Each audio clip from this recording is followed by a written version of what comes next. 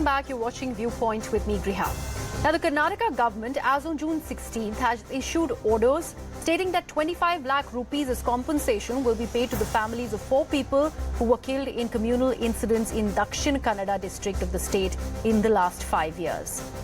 This includes 3 Muslim families of victims of communal violence who were denied compensation during BJP's term in power.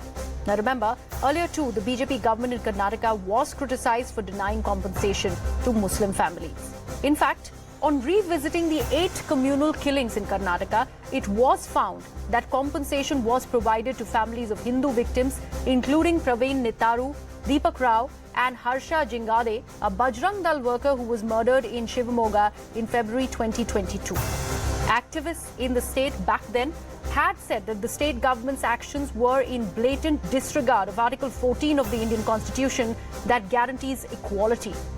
It was also found that Muslim perpetrators were probed for terror links and charged under the UAPA Act, while Hindu perpetrators were passed off as ordinary criminals without much investigation into their ideology or organizational links.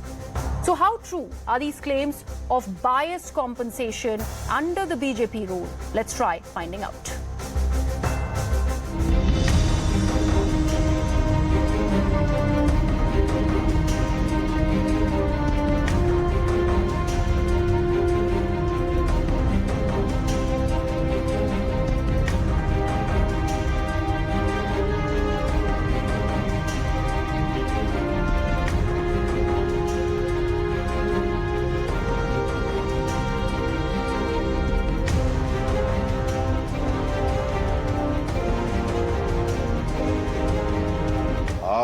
ಕುಟುಂಬದವರಿಗೆ 25 ಲಕ್ಷ ಪರಿಹಾರ ಕೊಟ್ಟಿದ್ದೀವಿ. Chief minister ಪರಿಹಾರ ನಿಧಿಯಿಂದ ಕೊಟ್ಟಿದ್ದೀವಿ. ಮತ್ತು 6 ಜನರ ಮನೆಯವರಿಗೆ ಒಂದೊಂದು ಕೆಲಸ ಕೊಡಿಸ್ತೀವಿ.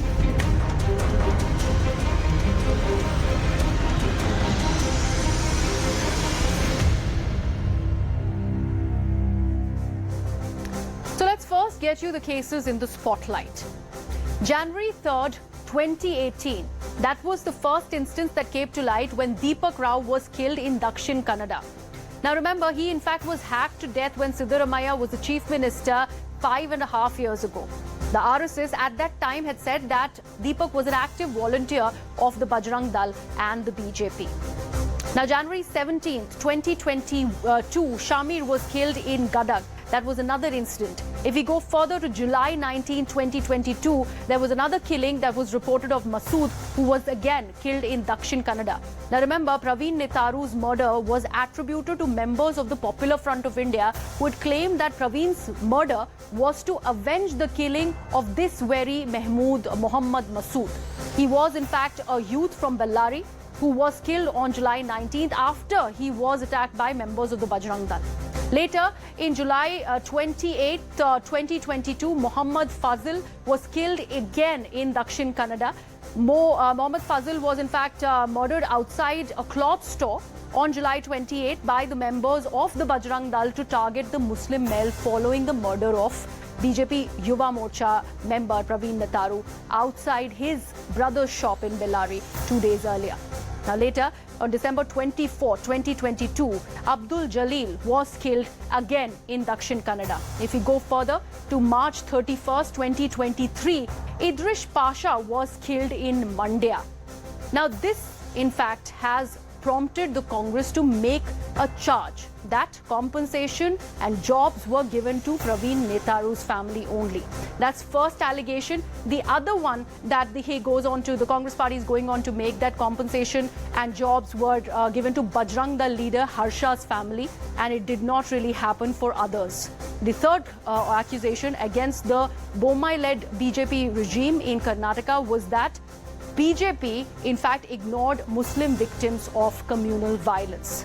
So those are the allegations that the Congress party is leveling right now. Now that they are in power, they've decided to compensate the victims. Let me actually open it up to debate. Right now, we have, in fact, R.K. Upadhyay, who's a senior journalist on the broadcast. We'd have other members of the BJP and the Congress also on the panel, just a short bit. But Mr. Upadhyay, let me begin with you. This accusation that Siddaramaiah and the Congress regime in Karnataka is currently making has been reported earlier as well. How true and how accurate are these complaints? Considering you have followed the politics in Karnataka, what do you have to say about these accusations? I think he should look himself in the mirror, because see, there is nothing wrong in compensating the families, victims of families, as long as you're non-partisan. Siddaramaiah government is doing exactly what they are accusing the BJP government of doing. They're being absolutely partisan. 5 out of 6 families that are being compensated are Muslims, and many of them were PFI activists. Some of them were accused of murder, and so many other complaints were there against them. Now you are compensating them, but what about all the victims of murder during Siddaramaiah's period? There were more than 25 RSS, Bajrang Dal, activists who were killed during his tenure from 2013 to 2018. I can, list out the people that, people who were killed.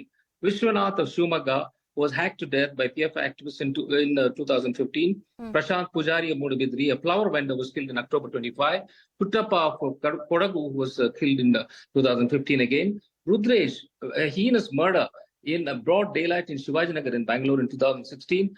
Tippesh of Tippur, and then Charan Pujari, Praveen Pujari, Sharat Mariwala, Paresh Mesta, and so many of them. How many of them were they compensated? How many cases have been resolved?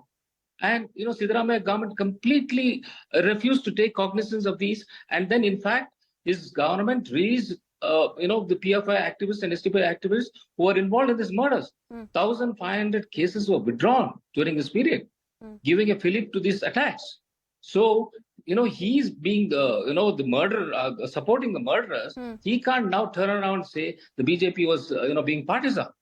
So I think this is bizarre. Mr. Upadhyay, I will actually go further on this charge that you're making, considering there were a lot of murders that happened in Siddaramaiah's regime as well before Bomai's. But it's actually more bizarre that both the Congress and the BJP representatives have refused to join us on this debate tonight. So it makes us wonder, do they actually want to fight this fight? Does Siddaramaiah wants to fight this fight? Because clearly there would be ample questions raised on how accurate these complaints and these accusations really are. And do you think, the second question that I want to understand from you is that they are deciding to compensate Deepak Rao's family again, which has been done during Bomai's regime. Do you think this is just a face saver, that they have one Hindu family also being compensated under their regime, so that that appeasement policy charge, the politics charge, doesn't come back to biting them? Absolutely. I mean, they just chosen one family to compensate against 5. I mean, if you're so sincere about being non-partisan, so sincere at trying to expose the BJP, then you compensate all those victims' families. Why are you leaving out all those other 25, 26 families who were victims of this? And I think apart from compensation, why not you speed up all those cases and put behind bar people who are responsible for those heinous crimes? I think that is how the justice should be meted out. Instead of that, playing politics with this is not the way. Not the way. All right. People will not accept this kind of partisan politics, whether it's from BJP or the Congress. Now that the Siddaramaiah government is here in power, and if they want to play fair, they should look at all the cases. And tell the police that you look at them fairly, and then speed up these cases, and then provide justice to those families. I mean, it's just not just money. Those families are looking for justice. So that is what is required at the end of the day. I mean, that's what they should be doing. Instead of what Siddaramaiah is doing is only communal politics. I mean, I'm sad to say that, he has been known to do this kind of appeasement politics, and it's coming back to bite him, definitely going to come back to bite him. All right. And, not for nothing that the opposition have called him Siddaramullah. And he is proving himself by doing all this within 1 month of coming to power. Okay. So, Mr. Upadhyay, I would, unfortunately, we'd have to leave it at that, because, like I said, there is no Congress member to defend the accusations that have been made, and it is no debate without BJP and Congress. Yes, absolutely. We will probably see where is this fight really headed, or do they actually want to fight this fight? Like I said earlier, I'm talking about the Congress party here. If they go ahead and make this into an issue, we will see if at all there are going to be spokespersons who are going to be joining us and talking about what the current stance by the Siddaramaiah regime in Karnataka really is all about.